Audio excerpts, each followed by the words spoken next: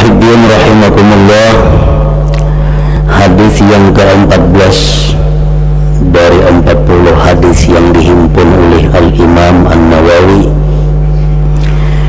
An Ibnu Mas'ud radhiyallahu ta'ala an qala Rasulullah sallallahu alaihi wasallam, la yahillu damu imri'in muslim illa bi ihda thalath, as-saybu az-zani wan-nafsu bin-nafs wat-tariku lidinihi al-mufariqu lil jamaah, rawahul Bukhari wa Muslim. Dari Ibnu Mas'ud radhiyallahu anhu, beliau berkata, bersabda Rasulullah sallallahu alaihi wasallam, tidaklah halal darah seseorang muslim melainkan dengan salah satu di antara tiga ini. Artinya orang Islam itu tidak boleh ditumpahkan darahnya.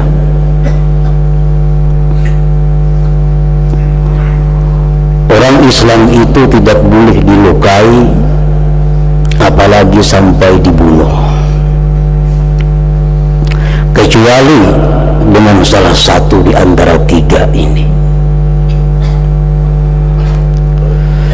Maka yang tiga kelompok atau tiga orang ini, darah mereka itu adalah halal, artinya tidak berharga, sehingga mereka berhak untuk dibunuh. Yang pertama, as-sayyibuz zani. Sayyib, laki-laki atau perempuan yang sudah menikah atau pernah menikah dan berhubungan suami istri yang sah, kemudian melakukan perzinahan, itu disebut as-sayyibuz zani. Artinya orang ini biasa sudah kawin atau sedang kawin, sedang berumah tangga, lalu melakukan perzinahan. Padahal ini orang ada diisi bini, yang bini ada diisi laki, melakukan perzinahan. Nah, maka orang tersebut darahnya halal, artinya tidak punya nilai sedikit pun di sisi Allah Subhanahu wa ta'ala, sehingga mereka itu berhak untuk dihukum bunuh. Para muhibbin rahimakumullah, perzinahan sesuatu perilaku yang sangat buruk. Perzinahan adalah sesuatu perilaku yang sangat dimurkai dan dibenci oleh Allah Subhanahu wa ta'ala. Oleh karena itu, setiap orang muslim dan muslimah wajib menjaga dirinya menghindari perbuatan yang bernama perzinahan itu. Dan bukan hanya dia wajib menjaga dirinya, dia pun dituntut untuk menjaga istri dan keluarganya. Sebagaimana Allah Subhanahu wa ta'ala berfirman, ku anfusakum wa ahlikum nara, peliharalah diri kamu dan pelihara anak istri kamu daripada api neraka. Nah, perzinahan itu diancam oleh Allah Subhanahu wa ta'ala dengan ancaman yang sangat berat, yaitu neraka di akhirat, dan di dalam dunia darahnya dihalalkan, diperaikan, sehingga dia berhak untuk dibunuh. Para muhibbin rahimakumullah, Rasulullah sallallahu alaihi wasallam bersabda, la tazalu ummati bi khair ma lam yabshu bihimuz zina fa idza fasha bihimuz zina fa aushaka ay ya'ummahumullah bi'azab. Yang artinya senantiasa umatku itu, kata Rasulullah, dalam keadaan baik selama tidak tampak pada mereka itu perzinahan. Maka apabila tampak pada mereka itu perzinahan, artinya tampak perzinahan itu ada lokasi-lokasi tempat orang melakukan zina, ada orang yang sudah tidak malu lagi disebut penzina, nah ini sudah tampak perzinahan. Maka hampirlah bahwa Allah subhanahu wa ta'ala akan meratakan mereka dengan suatu azab. Ini ancaman Allah kepada umat yang sudah melegalkan atau meresmikan perbuatan zina itu.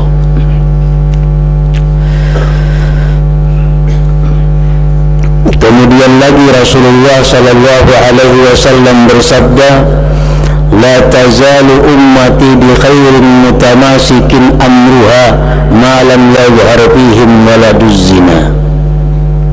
Senantiasa umatku itu dengan kebaikan dan teratur perkara mereka selama tidak timbul pada mereka itu anak zina. Nah, bila sudah di mana-mana bermunculan anak zina, maka pertanda bahwa umat Nabi Muhammad sallallahu alaihi wasallam itu dalam keadaan yang tidak baik. Di situ, di sini, dimanapun sudah keluar, sudah muncul anak-anak zina, itu alamat bahwa kita ini dicabut Allah kebaikan daripada kita.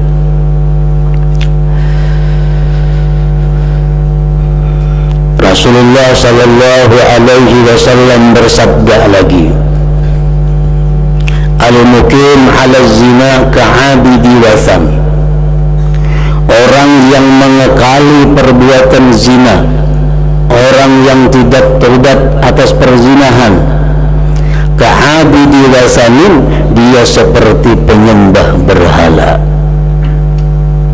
Ini maksudnya adalah satu isyarat bahwa orang yang mengekali perzinahan itu dia akan mati dalam keadaan tidak membawa iman. Na'udzubillah min dzalik. Nah, para muhibbin rahimakumullah,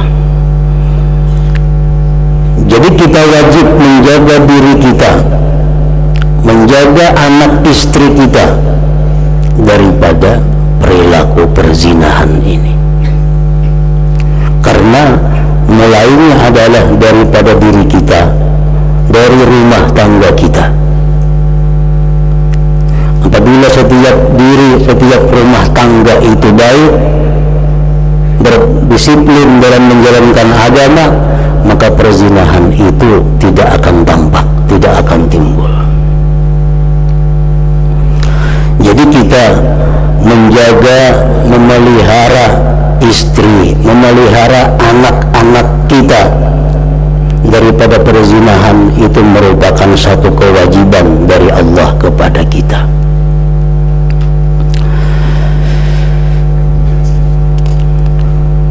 Apalagi pada zaman sekarang ini, zaman di mana kita mudah menemukan tempat-tempat perzinahan. Nah, perhatian kita kepada anak-anak kita tentu lebih. Perhatian kita kepada anak-anak kita sangat diperlukan agar mereka itu terhindar daripada perbuatan zina itu. Apalagi menurut berita yang ada di sebagian televisi swasta menyiarkan bahwa 6 62% remaja Indonesia sudah melakukan seks sebelum nikah. 62% remaja kita sudah melakukan zina. Tinggal lagi 38% yang bersih. Salah satu penyebabnya adalah kelemahan kontrol daripada orang tua. Kelemahan kontrol daripada orang tua, terutama terhadap anak perempuan-perempuan mereka. Anak perempuan dikirim sekolah kemana? Bisakah kita mengontrol, mengetahui bagaimana kelakuan anak kita di malam hari, di siang hari, sedangkan jauh daripada kita? Syekh Ali As-Sabuni sangat menentang kepada orang-orang yang mengirim anak perempuannya jauh dari tempatnya untuk belajar pengetahuan. Nah, di rumah pun kita sulit mengontrol anak-anak kita. Apalagi kita kirim ke Pulau Jawa, kita kirim ke kota besar. Siapa yang bisa mengawasi anak kita? Nah, jadi kehancuran remaja, kehancuran anak-anak kita dimulai oleh lemahnya kontrol orang tuanya. Nah, para muhibbin rahimakumullah,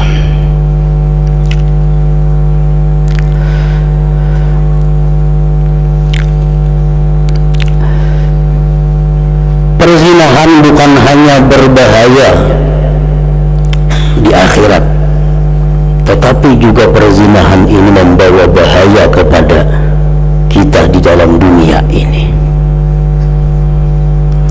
Para ulama menyimpulkan apa-apa bahayanya perzinahan itu. Pertama, bahayanya perzinahan itu yu'khadhu bimislihi min dzurriyyatiz zani.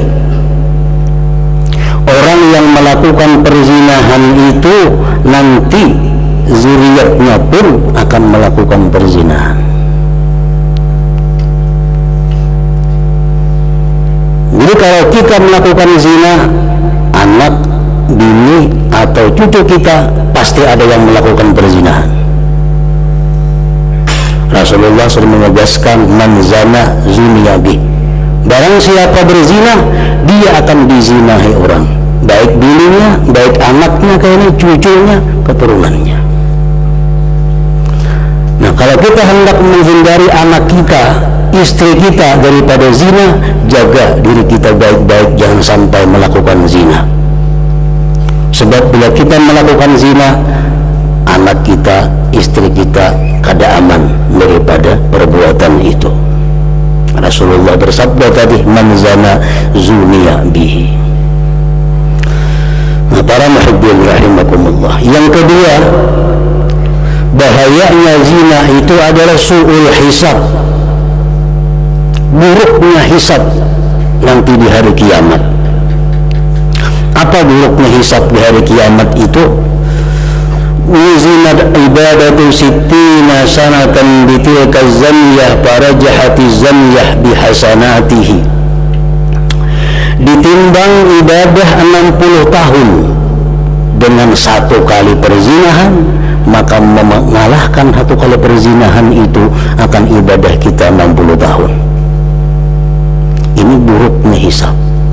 60 tahun siang malam kita beribadah kepada Allah, dengan satu perzinahan yang kita lakukan gugur yang 60 tahun itu.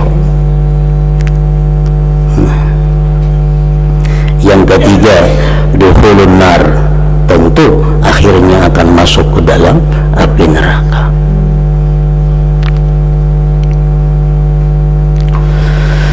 Para muhibbin rahimakumullah, perzinahan dosa besar, ini sudah jelas.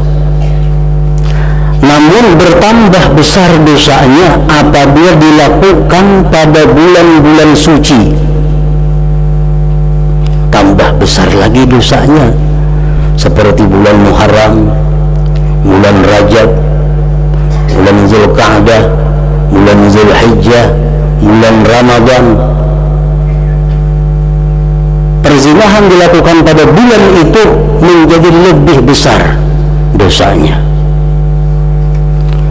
Perzinahan yang sudah besar dosanya menjadi lebih besar bila dilakukan di tanah haram.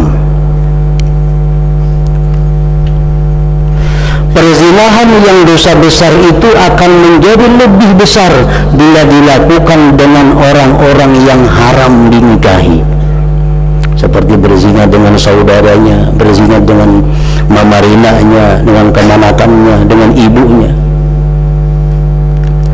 Perzinahan yang besar dosanya itu akan menjadi lebih besar juga apabila dilakukan dengan orang yang sudah berpasangan. Berzina dengan orang yang sudah punya suami menjadi lebih besar dosanya. Imam Az-Zahabi menyebutkan sebuah hadis Rasulullah sallallahu alaihi wasallam, "Inna man zana bimra'atin kanat mutazawwijah kana 'alaiha wa 'alaihi fil qabri nisfu 'adzabi hadhihi al-ummah." Barang siapa yang berzina dengan perempuan yang bersuami, maka atas perempuan itu dan atas laki-laki itu di dalam kubur disiksa dengan separuh azab ini umat Nabi Muhammad sallallahu alaihi wasallam. Para muhibbin rahimakumullah, Ibnu Hajar Al-Haytami mengatakan, "Wa man mata min ghairi haddin wala taubatin udziba fin nar bisiyatin min nar." Barang siapa yang mati, ini orang pernah melakukan zina, lalu dia mati tanpa menjalani hukuman di dalam dunia, tanpa menjalani hukuman Islam dalam dunia, dan tanpa tobat, dia pasti akan diazab di dalam api neraka. Tetapi kalau dalam dunia dia menjalani hukuman seperti dirajam, maka dia akan selamat di akhirat. Atau dia tobat daripada perzinahan dengan tobat yang benar, kemudian diterima Allah, dia pun akan selamat di akhirat. Nah, para muhibbin rahimakumullah, cuma untuk mengetahui tobat kita apakah diterima atau ditolak itu perkara sulit. Orang yang pernah melakukan zina, tobat kepada Allah, apakah tobatnya benar, tobatnya diterima, tobatnya ditolak, belum ada kejelasan. Risikonya pun besar. Bila ditolak, dia akan menghadapi ancaman neraka, siksa kubur dan sebagainya. Nah, oleh karena itu di zaman Rasulullah sallallahu alaihi wasallam ada beberapa orang sahabat yang melakukan perzinahan dan mereka tidak akan mau ambil risiko. Mereka datang kepada Rasulullah sallallahu alaihi wasallam seperti Ma'iz al-Aslami. Dia melakukan perzinahan. Padahal kalau dia tobat kepada Allah dan tobatnya benar, diterima Allah, selamat di akhirat. Tapi mana tahu tobatnya benar atau tidak benar, diterima atau ditolak. Nah, untuk lebih meyakinkan, dia datang kepada Rasulullah berkata, "Tahhirni ya Rasulullah, faqad zanaitu." Wahai Rasul, sucikan diri ulun melakukan perzinahan.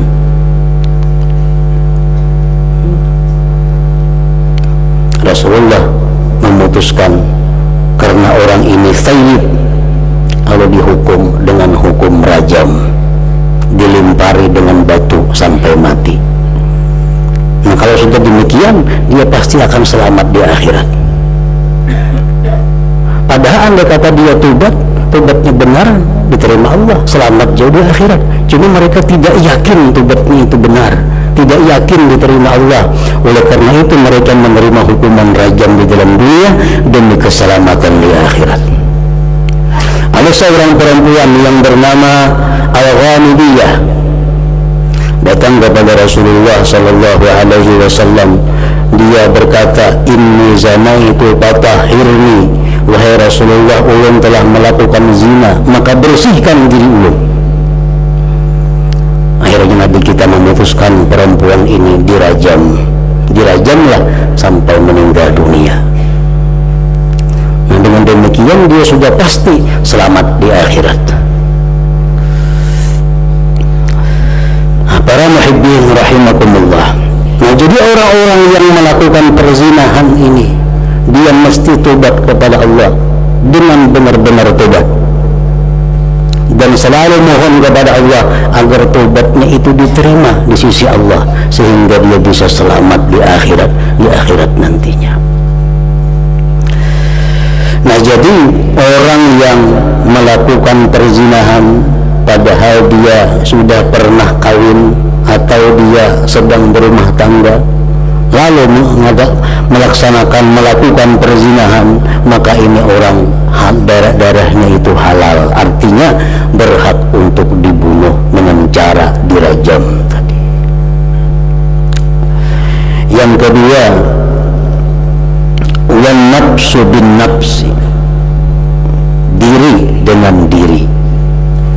Artinya orang yang membunuh seseorang mukmin, maka orang tersebut halal darahnya, berhak untuk dibunuh. Seseorang membunuh seseorang yang beriman, nah orang yang membunuh itu darahnya halal, dia berhak untuk dibunuh di dalam dunia sebagai balasan membunuh orang lain. Kalau dia dibunuh di dalam dunia sebagai kisas balasan, dia di akhirat selamat. Nah, ahli warisnya ridha kah, kada kah, kalau sudah dia menjalani hukuman kisas, dia selamat. Tetapi kalau dia membunuh orang yang beriman, tapi dia tidak dihukum dengan hukuman kisas, dia tobat kepada Allah, ini pun belum ada kejelasan apakah tobatnya diterima atau tidak diterima. Allah Subhanahu wa ta'ala menjelaskan di dalam Al-Quran, wa may yaqtul mu'minan muta'ammidan fajaza'uhu jahannam khalidan fiha. Siapa yang membunuh orang beriman sengaja, berencana membunuh, maka balasannya adalah jahannam, dan dia kekal berada dalam neraka jahannam itu. Nah, jadi kadang yang banyak membunuh orang itu, kalau hendak selamat, dia mesti menyerahkan dirinya untuk dibalas, untuk dibunuh. Kalau tidak demikian, maka dia di akhirat dalam khawatir yang sangat luar biasa. Yang ketiga, wattariku lidinihil mufariqu lil jamaah, orang yang meninggalkan agama Islamnya dan berpisah bagi jamaah, orang-orang yang pindah agama dari Islam kepada bukan Islam. Nah, ini orang darahnya halal, dia berhak untuk dibunuh.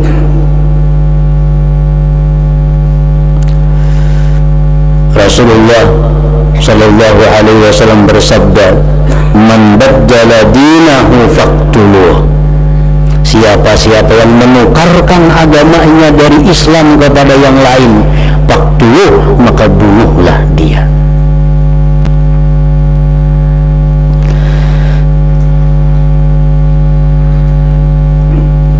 Orang Islam berpindah ke agama lain, Nasrani atau Yahudi, nah ini orang murtad. Orang murtad itu darahnya halal. Orang Islam tetapi dia menghina Rasulullah sallallahu alaihi wasallam, nah orang ini dinamakan murtad.